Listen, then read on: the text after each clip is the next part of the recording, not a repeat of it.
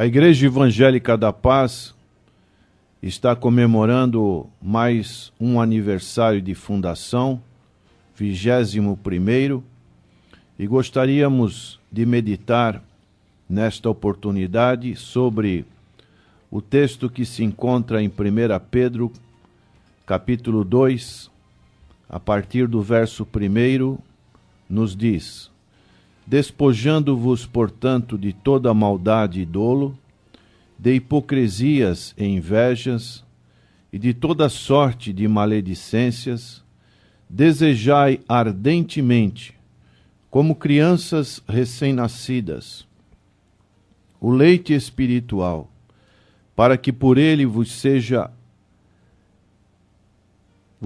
dado crescimento para a salvação, se é que já tendes a experiência de que o Senhor é bondoso, chegando-vos para ele a pedra que vive, rejeitada sim pelos homens, mas para com Deus eleita e preciosa. Também vós mesmos, como pedras que vivem, sois edificados casa espiritual para ser de sacerdócio santo, a fim de oferecer de sacrifícios espirituais agradáveis a Deus, por intermédio de Jesus Cristo. Por isso está na Escritura: eis que põe em Sião uma pedra angular, eleita e preciosa, e quem nela crê não será de modo algum envergonhado. Para vós outros, portanto, os que credes, é a preciosidade, mas para os descrentes, a pedra que os construtores rejeitaram, essa veio a ser a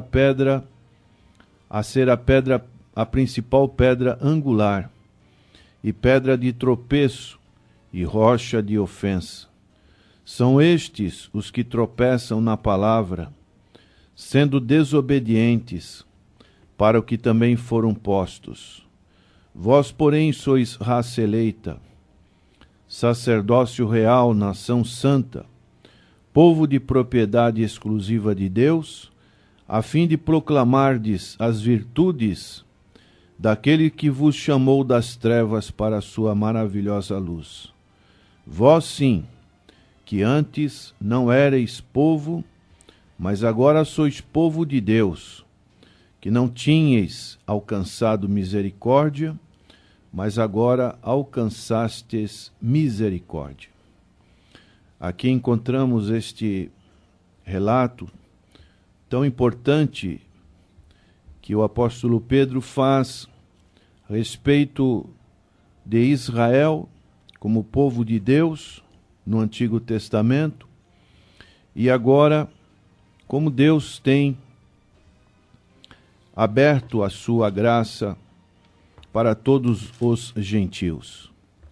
A partir de Atos capítulo 10, nós vemos o próprio apóstolo Pedro sendo chamado para anunciar o evangelho aos gentios. Então Pedro utiliza aqui um desejo que nós devemos manifestar como crianças recém-nascidas. Isso é uma figura do novo nascimento. Em 1 Pedro, capítulo 1, verso 23, diz: pois fostes regenerados, não de semente corruptível, mas de incorruptível, mediante a palavra de Deus, a qual vive e é permanente. Então, existe essa parte tão importante na nossa vida espiritual, que o Senhor Jesus disse para Nicodemos que era importante nascer de novo. E assim, como crianças recém-nascidas, os crentes devem ter o mesmo desejo ardente por um alimento espiritual que um bebê saudável tem pelo leite de sua mãe. Um genuíno leite, um leite puro, é o ensino fundamentado sobre a palavra de Deus, que além de puro, ele é nutritivo, algo que realmente vem nos dar fundamento para a nossa vida espiritual.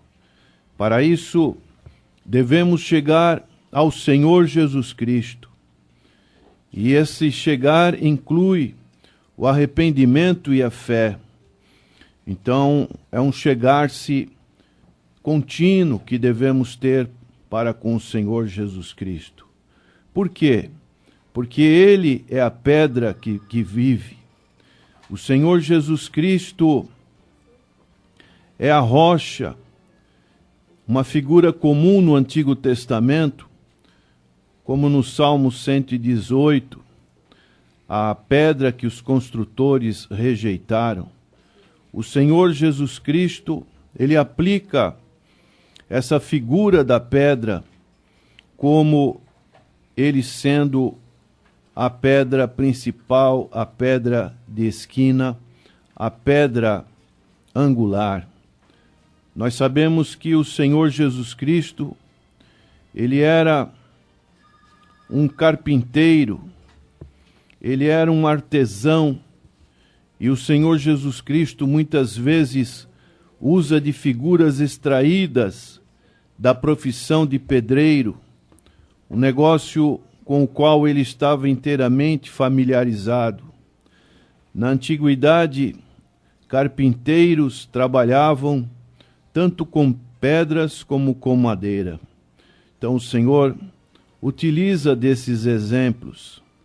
E aí Pedro fala então que nós também somos como pedras vivas, pedras que vivem, uma frase que enfatiza a nossa união dos cristãos com o Senhor Jesus Cristo. E dessa maneira Pedro fala que nós somos uma casa espiritual. Essa casa espiritual que Pedro fala é um simbolismo do templo do Antigo Testamento, como casa ou residência de Deus. Paulo ensina em 1 Coríntios 3 e 1 Coríntios 6 que nós somos templo do Espírito Santo de Deus. Então a igreja habitada pelo Santo Espírito é o verdadeiro templo de Deus. E Pedro chega também a dizer que nós temos um sacrifício santo.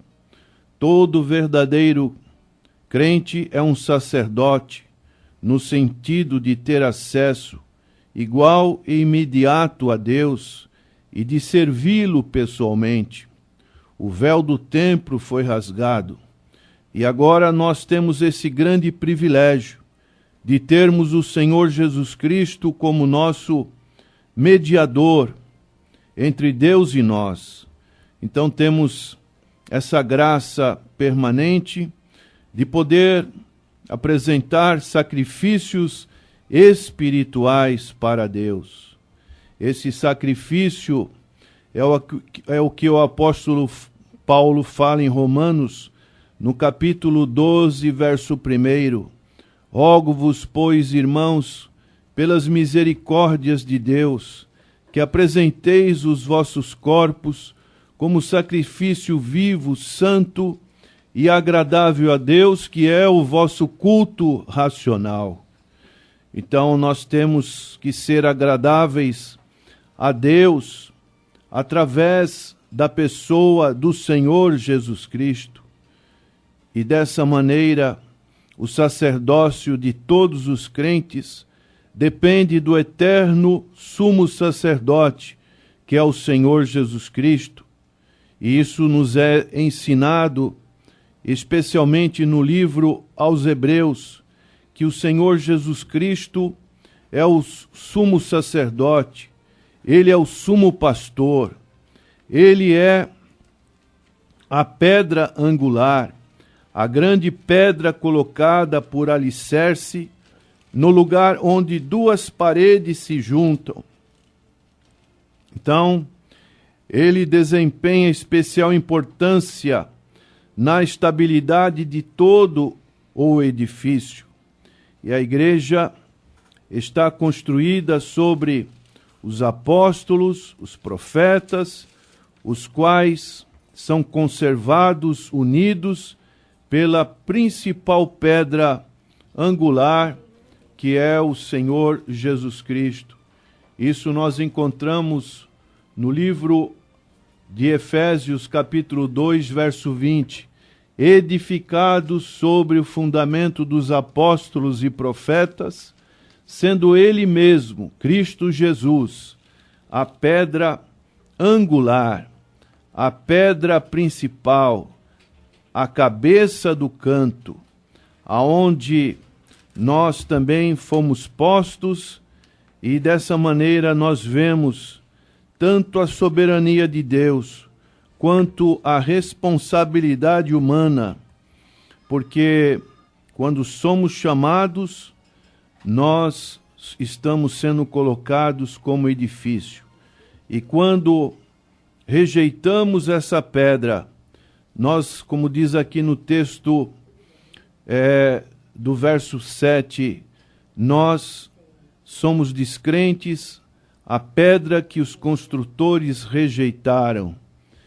E também diz no verso 8, pedra de tropeço e rocha de ofensa, são estes os que tropeçam na palavra, sendo desobedientes, para o que também foram postos. Aí o apóstolo Pedro ele faz o grande contraste que, versículo maravilhoso do verso 9 e o verso 10, dizendo que nós agora fomos chamados como povo de Deus, não somente chamados para uma salvação, mas também chamados a fim de proclamar as virtudes daquele que vos chamou das trevas para a sua maravilhosa luz. Dessa maneira, nós temos também o serviço. Todos os crentes são chamados a dar alegre testemunho dos atos salvíficos que Deus opera em nós. E assim, nós que antes não éramos povo de Deus, mas agora somos povo de Deus. E Pedro, ele recorre à Septuaginta, onde tem a figura do profeta Oséias, no capítulo 1, que fala de uma filha rejeitada, mas de que depois o profeta Oséias aceita a sua esposa, e assim a misericórdia de Deus estende-se indistintamente e de uma forma não meritória a judeus e gentios. E dessa maneira há uma continuidade essencial entre o Israel do Antigo Testamento e a igreja do Novo Testamento. Então nós temos alcançado essa misericórdia. Por isso a nossa gratidão a Deus por poder estar servindo ao Senhor e fazendo a sua obra, e somos testemunhas de que o Senhor continua nos agraciando com salvação de almas que também venham a ser pedras que vivem, edifícios edificados como casa espiritual para apresentar sacerdócio e sacrifícios espirituais agradáveis a Deus por intermédio de nosso Senhor e Salvador Jesus Cristo. Que o Senhor continue abençoando poderosamente a sua igreja, é a nossa oração. Senhor, que a tua graça continue de uma maneira toda poderosa, salvando almas, libertando cativos oprimidos de Satanás, chamando pessoas para o arrependimento, para o novo nascimento, para uma fé viva, uma fé que, justificada pelo Senhor Jesus Cristo, e que haja, Senhor, o trabalho, o serviço, para que realmente o Teu Evangelho seja proclamado e o Teu reino estabelecido nesta terra. É a nossa oração, agradecidos, em nome de Jesus. Amém.